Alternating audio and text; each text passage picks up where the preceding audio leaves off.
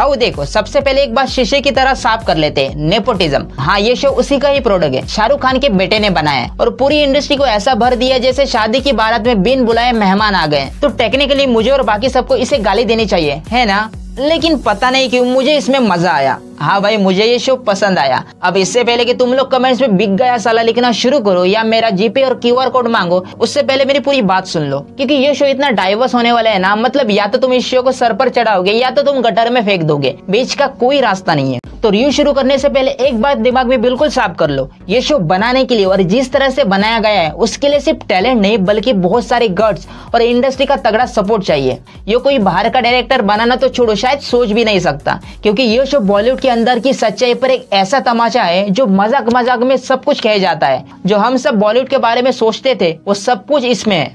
तो क्या खास है इस शो में, क्या कमियां है और आर्यन का डायरेक्शन डेब्यू कैसा है, तो चलो हर एक चीज जानते हैं।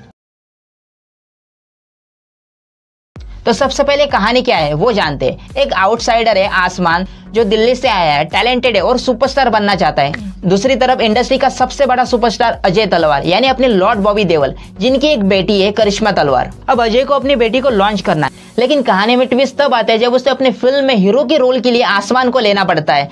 इसके बाद जो पॉलिटिक्स, जो ड्रामा और पागलपंती शुरू होती है ना भाई, मजा आ गया। अब बात करते हैं इस शो की सबसे बड़ी जीत के, इसका ह्यूमर और इसकी सच्चाई। ये शो जानता है कि बॉलीवुड पर क्या क्या इल्जाम लगते हैं, nepotism, movie mafia, fake PR, और ये शो उन्हीं इल्जामों को उठाकर उन पर ये ऐसे जोक मारता है आप हंसते हंसते सोचने पर मजबूर हो जाओगे। यूट्यूब रिव्यूअर से लेकर मीटू तक हर मुद्दे को बहुत चतुराई से कहानी में बुनाया गया है। और सबसे अच्छी बात, कॉमेडी कहीं भी जबरदस्ती नहीं लगती, कोई फालतू की व्हाट्सएप जोक्स नहीं है। तो एक्टर्स एक दूसरे के पीठ पीछे क्या बात करते हैं, मूवी डील कैसे होती है, कौन किसको गिराने में लगा, ये सब पैरोडी के रूप में देखने में बहुत मजा आता है। और ऊपर से तो कैमियो की लाइन लगी हुई है। इंडस्ट्री के जाने माने एक्टर और डायरेक्टर जब स्क्रीन पर कुछ सेकंड के लिए आते हैं ना, तो वो एक अलग किक देता है। लेकिन आजकल की फिल्मों की तरह नहीं जहाँ जबरदस्ती किसी को भी घुसा दिया। यह हर कैमियो का एक मतलब है जो कहानी को और मजेदार बनाता है। पर इस शो के असली हीरो दो ही लोग हैं, मनोज पाहवा और राघव जुयाल। कसम से इन दोनों ने जो माहौल बनाया ना, कमाल। उनकी कॉमिक टाइमिंग इतनी नेचुरल है कि लगता ही नहीं कि वो एक्टिंग कर रहे हैं। हर सीन में जब भी ये दोनों आते हैं ना, तुम हंस हंस के पागल हो जाओगे। ऐसा लगता है कि आर्यन ने इनको स्क्रिप्ट दी ही नहीं है, बस बोला होगा कि सर ये आपका प्लेग्राउंड है, कैमरा चालू है, आपको जो करना है करो, आप बस अपना हुनर दिखाओ।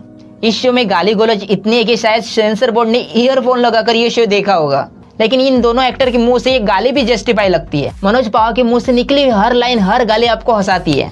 उनका किरदार जब भी स्क्रीन पर आता है अपने साथ एक अलग ही एनर्जी लेकर आता है। उनके शराबी वाले सीन देखकर आपको मजा आएगा। और राघव जुयाल, भाई साहब इस लड़के ने भी कमाल का काम किया है। लक्ष्य के दोस्त के रोल में उसकी कॉमिक टाइमिंग और रिएक्शन इतने नेचुरल है कि आप भूल जाओगे कि वो एक्टिंग कर रहा है। उन दोनों की केमिस्ट्री बहुत ही अच्छी लगती है स्क्रीन पर। और बाय द वे इस शो में राघव का कैरेक्टर एक एक्टर का बहुत बड़ा फैन है, जिसके हम भी फैन है। वो एक्टर कौन होगा कमेंट में गेस करो। और अपने लॉर्ड बॉबी देओल एक पुराने सुपरस्टार के रोल में एकदम परफेक्ट है। वो एरोगेंस, वो स्टाइल देखकर मजा आ गया। लक्ष्य लालवानी ने भी एक आउटसाइड का रोल ठीक ठाक निभाया है। अब आते हैं डायरेक्टर साहब पर, आर्यन खान। तो ये आर्यन खान का डायरेक्शन डेब्यू है और ये शो देखने के बाद ऐसा लगता है कि एक्टिंग छोड़कर डायरेक्शन चुनने का फैसला आर्यन का सही था। बंदे ने क्लियर कर दिया कि वो यहाँ कोई दिलवाले दुल्हनिया बनाने नहीं आया। उसने एक ऐसा शो बनाया है जो सेल्फ अवेयर है। वो जानता है कि बॉलीवुड में क्या क्या बकवास चलती है और वो उसे छुपाता नहीं है, बल्कि उसने डंके की चोट पर उसका मजाक उड़ाया है। हिम्मत चाहिए भाई इसके लिए। ब्रो, उसने नेपोटिज्म से लेकर माफिया, फेक अवार्ड, ड्रग्स, हर टॉपिक को छुआ है और वो भी इतने ओवर द टॉप तरीके से कि तुम्हें गुस्सा नहीं बल्कि हंसी आएगी। ये शो खुद को सीरियसली लेता ही नहीं और यही इसकी सबसे बड़ी जीत है। भाई इस शो में एक सीन ऐसा भी है जो एक मजाक के थ्रू दिखाया है, लेकिन मैं उसके बारे में बात नहीं करूंगा, खाली हिंट दूंगा। ये सीन वो है जो आर्यन खान की असल जिंदगी की सबसे बड़ी कंट्रोवर्सी थी, जो हर किसी को पता ही होगी। लेकिन अब आते उन चीजों पर जहां तुम अपना सर पकड़ोगे। जैसे ये शो बॉलीवुड की पॉलिटिक्स और सटायर को छोड़कर अपनी मेन लव स्टोरी पर आता है ना, एकदम से बोरिंग हो जाता है। और इस शो की कुछ टेक्निकल चीजें भी खटकती है। सबसे पहले सेट डिजाइन, कुछ जगह आपको साफ पता चल जाएगा कि ये सब नकली सेट पर शूट हुआ है। उसे देखकर वो असली वाली फील नहीं आती। और आपका मेन कैरेक्टर स्ट्रगलर है, गरीब है, टूटे फूटे घर में रहता है, लेकिन उसका वो घर देखकर, वो भी मुंबई जैसे शहर में, आपको लगेगा ये गरीब है। ऐसे तो सबको गरीब होना चाहिए। उसके घर में आधा पनवेल बच जाए, इतना बड़ा घर है। मतलब मॉडर्न बॉलीवुड का वही पुराना वाला रुख, मतलब गरीबी भी अमीरों वाली दिखाती। उसके बाद VFX, एक कार चेस का सीन है और आप कसम से उंगली रखकर बता सकते हो कि ये सब नकली है, ग्रीन स्क्रीन पर शूट हुआ है। और ये तब और भी ज्यादा चुभता है जब आपको पता चलता है कि इसका VFX रेड चिलीज ने किया है। मतलब यार उनसे तो ये उम्मीद नहीं थी। लेकिन सच कहूं तो ये छोटी मोटी बातें जो आपका मजा बिल्कुल खराब नहीं करेगी। तो अब आते हैं $1 मिलियन सवाल पर, क्या तुम्हें ये शो देखना चाहिए? देखो बॉस, अगर तुम एक साफ सुथरी लॉजिकल फैमिली एंटरटेनर ढूंढ रहे हो तो हाथ जोड़कर विनंती, इसे मत देखना, तुम्हारा दिमाग खराब हो जाएगा। लेकिन अगर तुम बॉलीवुड के फैन हो और उसकी असलियत तुम्हें जानना है, अगर तुम्हें डार्क कॉमेडी और अतरंगी वेब सीरीज देखना पसंद है, अगर तुम दिमाग को साइड में रखकर बस कुछ क्रेजी, फनी और फुल ऑन पागलपन देखना चाहते हो, तो भाई ये शो तुम्हारे लिए बना है।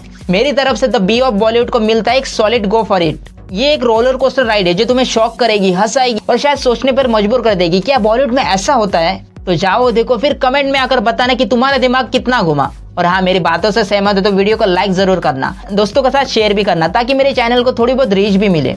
और प्लीज यार चैनल को सब्सक्राइब किए बिना मत जाना। मिलते हैं अगले वीडियो में, तब तक के लिए take care and good bye.